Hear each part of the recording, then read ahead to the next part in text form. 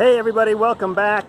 I am taking a walk in ridiculously hot weather. I think it's 115 degrees right now. It's just past noon here in UAE. I'm taking a walk because in our packing out, we obviously got rid of everything. We sold everything that we didn't get rid of, which left us without a printer, and there's a ton of paperwork that we have to complete before we are legally allowed to leave the UAE. So we need to get paperwork signed by ourselves, by the firm that hired us when we came out here, by our landlord, by everybody, every utility that we have out here, all require some kind of wet signature, some kind of confirmation, some kind of permission that we're allowed to leave the country legally. So UAE is an interesting country because it's got very strict laws about debt. It's an oil country, so they don't take well to anyone who is a debtor. So if you leave the country with any kind of unpaid bill or unpaid debt, then the country can come after you, and they'll come after you through diplomatic channels. And then, of course, if you ever try to transit through the country again, then obviously you are technically in an illegal status.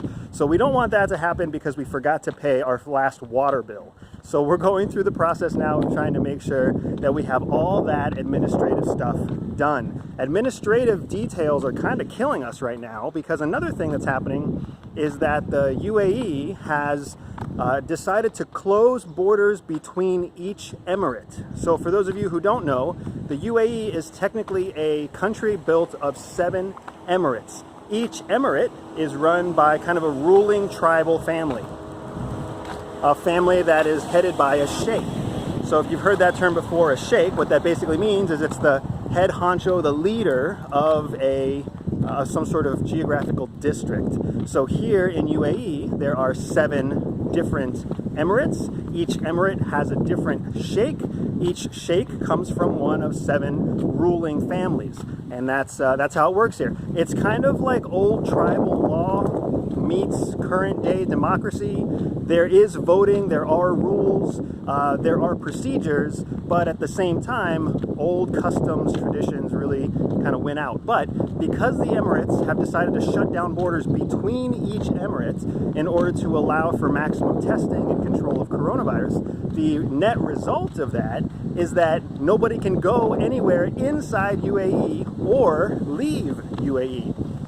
So all the stuff that we had packed just a week ago has been sitting here in Abu Dhabi at a port because the driver who needs to drive it to Dubai port can't leave the Abu Dhabi Emirate.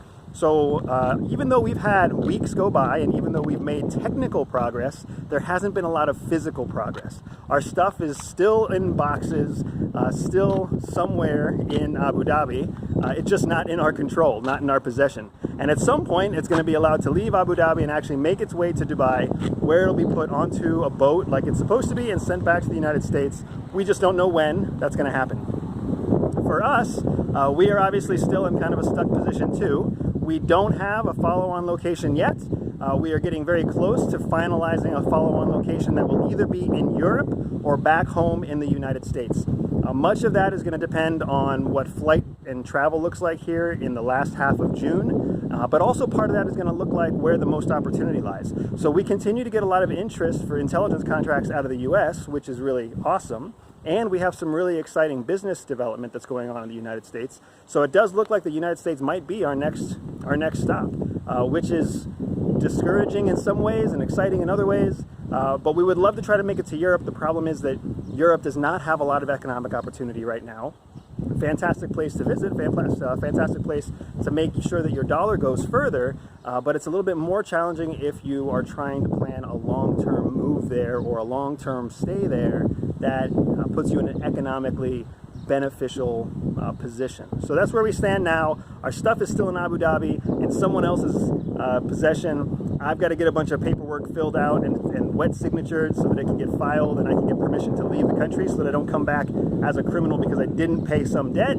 And otherwise, that's pretty much it. So we'll have more updates coming for you soon. one quick shout out, Kale, if you're out there and you're watching, man, I appreciate your support. Thank you for all the well wishes that you've sent my way. It was awesome to meet you out in the desert a few months ago and go motorcycle riding with you. So stay tuned. I appreciate all of your support, Kale. I appreciate all your support, everybody who's out there waiting for more videos, and everyone who's been sending us kind words to keep us kind of encouraged and excited along the way. I'll talk to you later. Godspeed, Everyday Spy.